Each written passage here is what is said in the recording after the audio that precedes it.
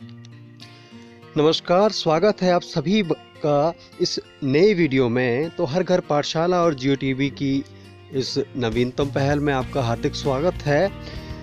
तो हम पढ़ रहे हैं पाठ 13 हुदहुद। पिछले भाग में हमने जाना कि किस तरह से हुदहुदों ने गिद्धों के मना करने के बाद बादशाह सुलेमान की मदद की और सुलेमान ने उनको चतुर बताया। और अब इस पाठ में हम पढ़ेंगे कि आगे वे हुदहुदों से क्या बातचीत करते हैं। तो सबसे पहले इसके लर्निंग आउटकम आप अपनी स्क्रीन पे देख पा रहे हैं, ये इसके लर्निंग आउटकम है। तो आगे बादशाह सुलेमान ने कहा कि तुमसे बहुत प्रसन्न हूँ, मैं तुमसे बहुत प्रसन्न यानी कि खुश।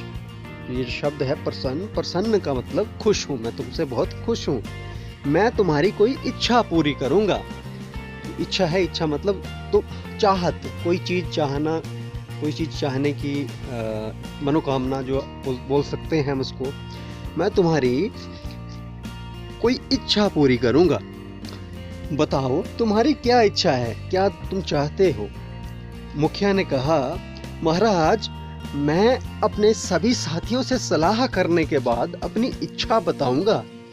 तो मुखिया बहुत चालाक था, उसने कहा कि अब अपने सब हुदहुद जो साथी थे उनसे सलाह करने के बाद जो इच्छा है, जो वो चाहते हैं वो बताएंगे। सलाह मतलब परामर्श, एक दूसरे से बातचीत करना। मुखिया ने साथियों से सलाह करने के बाद कहा, जो हुदहुदों के मुखिया थे उन्होंने साथियों से सलाह करने के बाद कहा कि महाराज यह वरदान दीजिए कि हमारे सिर पर आज से सोने की कलगी निकल आए। कलगी मतलब एक सर पे कुछ पक्षियों के सर पे पंख होते हैं, कुछ के सिर पर कुछ होता है, तो उसको हम कलगी बोलते हैं। तो बादशाह हंसे और बोले, मुखिया इसका फल क्या होगा, यानी कि अंत में हमें इसका क्या फल मिलेगा, क्या उत्तर मिलेगा, तुमने यह सोच लिया है? बादशाह ने हंसकर पूछा हुदहुदों के मुखिया से कि क्या तुमने ये सोचा है कि तुम जो बोल रहे हो कि मुझे सोने की कलगी चाहिए, इसका फल आप सोचते हो कि क्या होगा इसका परिणाम? मुखिया बोला, हाँ महाराज, मैंने खूब परामर्श करके ये वर मांगा है। सुलेमान ने प्रार्थना स्वीकार कर ली। तो मुखिया बोला, हाँ महाराज, मैंने खूब परामर्श करके ये वर मांगा है। परामर्श की, अपने साथियों से सलाह करके ये वर मांगा। वर मतलब जो चाहते थे वो मांगा है महाराज से। सुलेमान बादशाह ने प्रार्थना स्वीकार कर ली। सभी हुदहुदों के सिर पर सोने की कलगी निकल आई। तो हुदहुदों के सिर पर सोने की कलगी निकल आई। लोगों ने सोने की कलगी को देखा तो वे हुदहुदों के पीछे पड़ गए। तो क्योंकि लोग तो सोने को चाहते हैं, तीर से उन्हें मार मार कर सोना इकट्ठा करने लगे। हुदहुदों का वंश समाप्त होने की ओर आ गया। तो हुदहुद जो थे वो खत्म होने लग पड़े।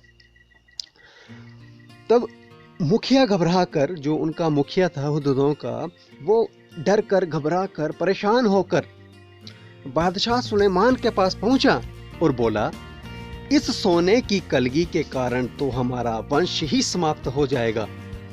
सुलेमान ने कहा, मैंने तो शुरू में ही तुम्हें चेतावनी दी थी। चेतावनी का अर्थ कि चेताया था, बताया था।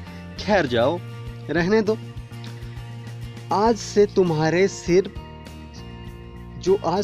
सिर का ताज है, सोने का नहीं होगा, सुंदर परों का हुआ होगा, यानी कि पंख होंगे सर पे। और तभी से हुदहुदों के सिर पर परों का यह ताज कलगी शोभा पा रहा है। तो ये एक बहुत ही सुंदर कहानी है कि हुदहुदों के सिर पर कलगी किस तरह से आई। तो कुछ हिस्सा हमने इस पाठ का पहले पढ़ लिया था और कुछ हिस्सा हम इस पाठ का आगे पढ़ेंगे। लेकिन आज जो हमने पढ़ा वो है कि महाराज जो थे वो बेहद संतुष्ट, बेहद प्रसन्न थे और उन्होंने हुदहुदों के मुखिया को एक वर मांगने के लिए कहा। तो हुदहुदों के मुखिया ने बड़ा परामर्श करने के बाद एक वर मांगा।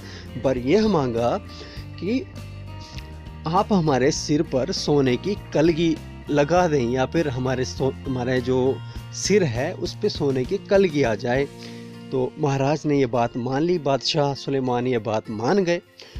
और उसके बाद उनके सिर पर सोने की कलगी जब आई तो लोगों ने उन्हें सोने की खातिर मारना शुरू कर दिया। और मारने के बाद ऐसे हालात हो गए, ऐसी स्थितियां आ गई कि उनकी संख्या बेहद कम हो गई और वो समाप्त होने लगे। तब जो हुदहुदों के मुखिया थे वे वापस बादशाह सुलेमान के पास गए और बादशाह सुलेमान से प्रार्थना की कि अब हमें ये सोने की कलगी नहीं चाहिए, इसके कारण हमारा वंश समाप्त होने वाला है।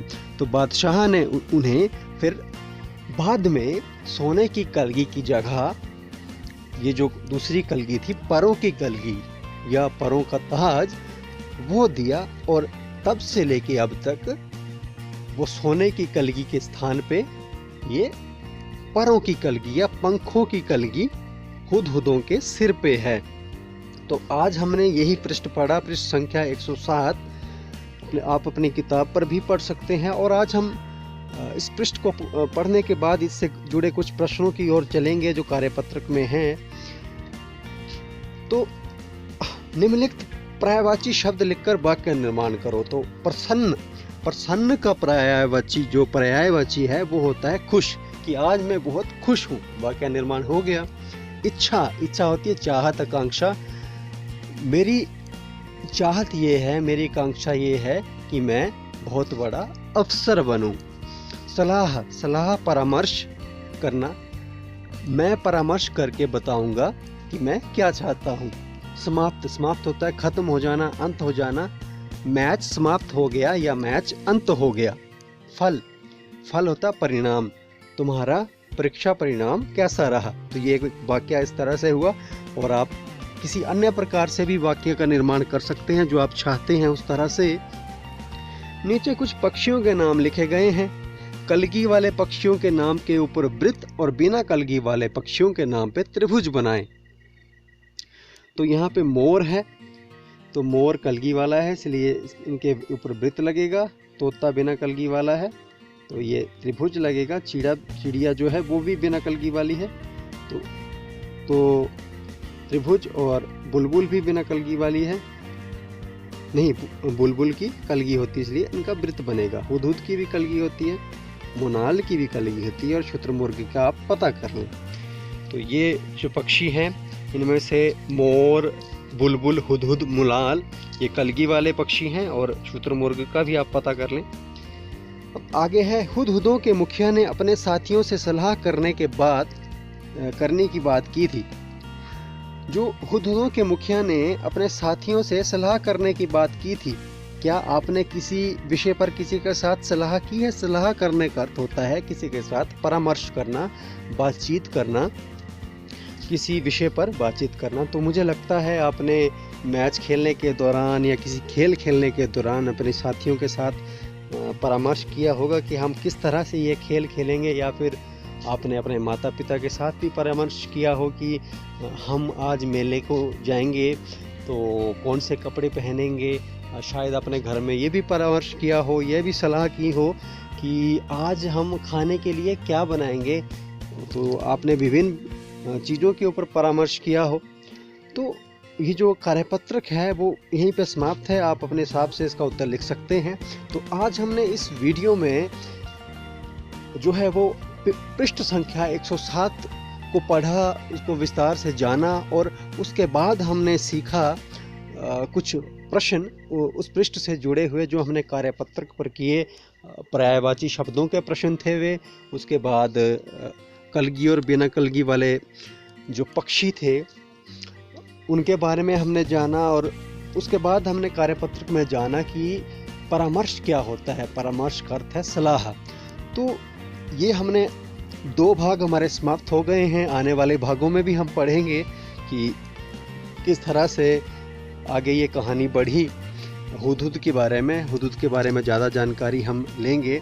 तो ये वीडियो यहीं पर समाप्त होती है। मिलते हैं किसी अन्य वीडियो में। तब तक के लिए जय हिंद, जय भारत। स्वच्छ रहिए, सुरक्षित रहिए, पढ़ते लिखते रहिए। जय हिंद, जय भारत।